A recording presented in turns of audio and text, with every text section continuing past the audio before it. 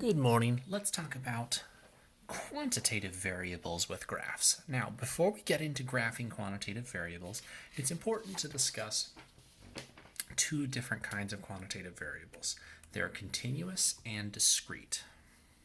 So, continuous means that fractions and partials are allowed.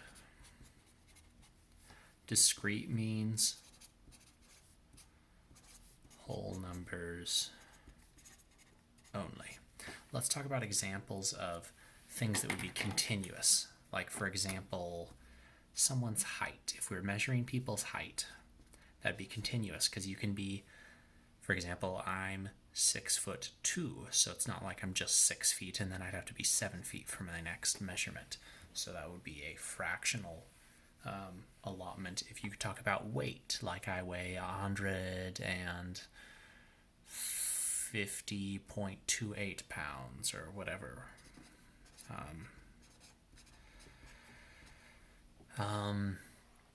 Other things that are continuous, your bank account.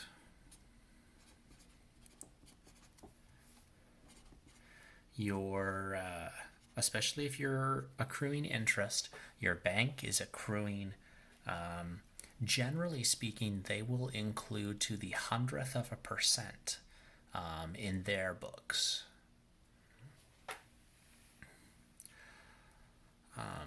Also, a 100th of a percent for my finance future people, those are called basis points or BPS. So your bank account is continuous. Other things that are continuous are the temperature. Like today is, I don't know, like 97.2 or something. I have no idea. It's too hot outside. I'm not going to go outside and check. All right. Discrete, whole numbers only. So things like how many views this video gets. So they're not going to count any fractions or anything like that. It's just, did you watch it or did you not watch it? Discrete. How many views this has? That's a discrete variable. Let's see, another discrete variable. Counting is very good for discrete variables. How many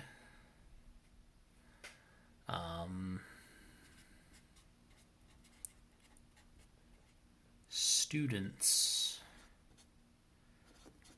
elect to return to school? What would be another good discrete variable?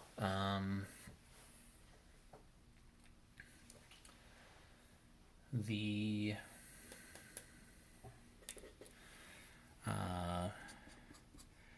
number of shirts I own. These are all discrete things. You don't own fractional shirts, or at least I hope you don't. Whole students are coming back, and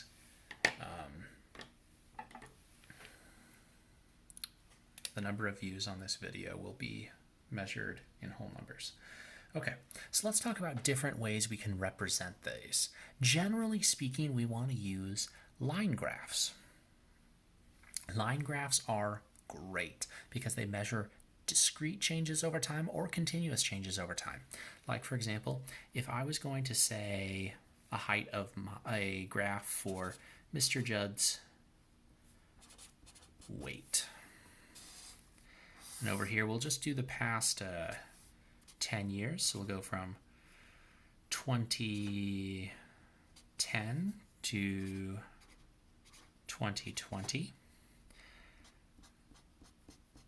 And we'll say I've weighed anywhere between 180 to 1, 2, 3, 4, 5, 6, 7, 8, 9. Let's make each tick mark represent 4. Let's make each tick mark represent 10. Okay, so we'll have 200 here. We'll have 220 here. We'll have 240 here. Okay, so in the year 2010, I was living in Canada and eating lots of ham, and I weighed approximately 220 pounds. If let's split this up a little bit. 1, 2, 3, 4, 5, 6, 7, 8, 9. So this is 12, 14, 16, 18. Okay. Then in 2011, I moved back to the States, and I lived in Arizona, so I lost I lost like 40 pounds. And then my weight slowly grew over the next couple years. And then I joined a weight loss competition where I actually made it up to 260 pounds. Because in order to lose weight, I needed to gain weight. Then my weight dropped back down because I finished the competition, and I've stayed right around 200 pounds since.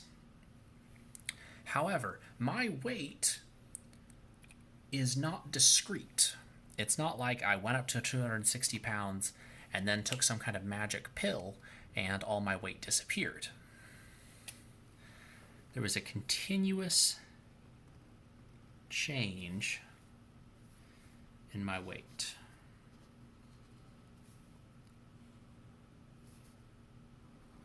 My weight's continuous. This is one way to measure continuous data. Let's talk about discrete data. Again, using a graph. Maybe we'll talk about views. Views that this video might get. We'll say that this is in terms of 2, so it's 2, 4, 6, 8, 10. Now let's say this is going to be in days. 1, 2, 3, 4, 5, 6, 7. So over the next week, how many people do I actually expect to view this video? Now, there are two ways I could represent this data.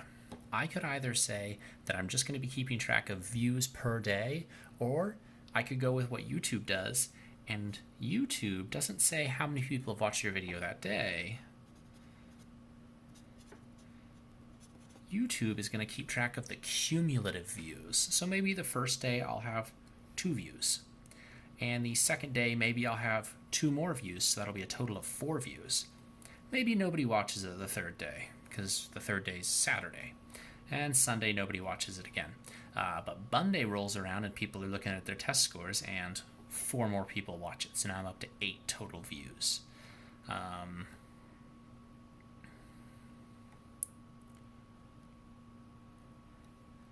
Oops, my scaling kind of went off here, but that's okay. So this would be one way. This is cumulative. This is a cumulative graph for a discrete variable. Let's say one more person watches and another person watches over here. Doesn't really matter. So there's a cumulative graph of, in total, 10 people will watch the video, and this is when they watched it. Okay, let's talk about a special cumulative case. Okay. So this graph, it represents, there's this large regional real estate company, and it keeps records of home sales for its sales agents. Each month, the company publishes the sales volume of each agent. Okay, so this is each agent, their sales volume, their total number of sales. Monthly sales volume is defined as the total sales price of all homes sold by each agent during the month. The figure below displays the cumulative relative frequency. Notice it's relative frequency, cumulative relative frequency.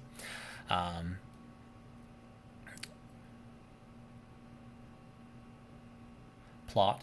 So it's the cumulative relative frequency plot of the most recent monthly sales volume in hundreds of thousands of dollars for these agents. Now, one thing I want to point out to you is this is cumulative relative frequency. Notice that it hits 100%. So It's showing you how we split up all those sales over the course of a month.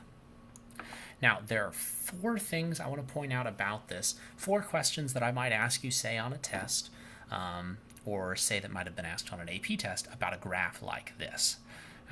In the context of this question, so based on the situation I just described, explain what information is conveyed by the circled point. Okay, so my circled point is right here. Now, let's look at what it's tracking to. So it's tracking to the 3, so $300,000 mark, and it's accumulated 0.4. So what does this tell us? Well, this tells us that 40% of sales agents in this real estate had sales volumes of $300 or less in the month shown. So notice how 40% of your people are right here in that $300,000 or less total. So that's what that circled dot is telling you. What proportion of sales agents achieved monthly sale volumes between 700,000 and 800,000? Okay, now this one takes a little bit of thinking. All right, let's look at 700,000 for a second. Sound effects very important when dealing with graphs. Okay, so it looks like people who made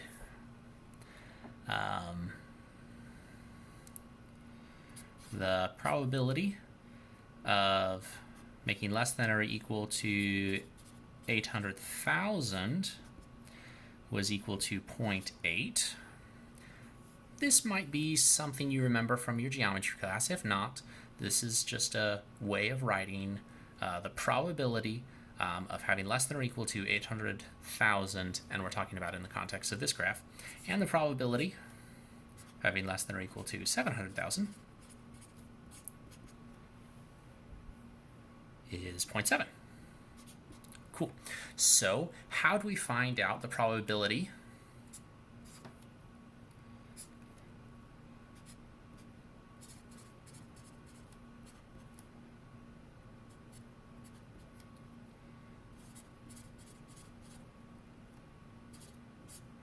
of being in between those things? Well, that's talking about this space, right?